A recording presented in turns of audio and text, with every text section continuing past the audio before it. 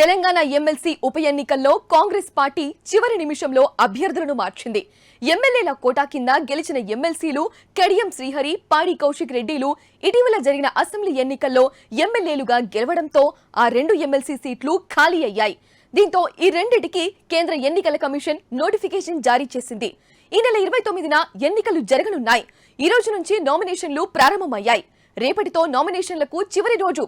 ఈ రెండు సీట్లకు కాంగ్రెస్ పార్టీ మొదట పీసీసీ ప్రధాన కార్యదర్శి అద్దంకి దయాకర్, ఎన్ఎస్యుఐ రాష్ట్ర అధ్యక్షుడు బల్మురి వెంకట్ల పేర్లను అధికారికంగా ప్రకటించింది.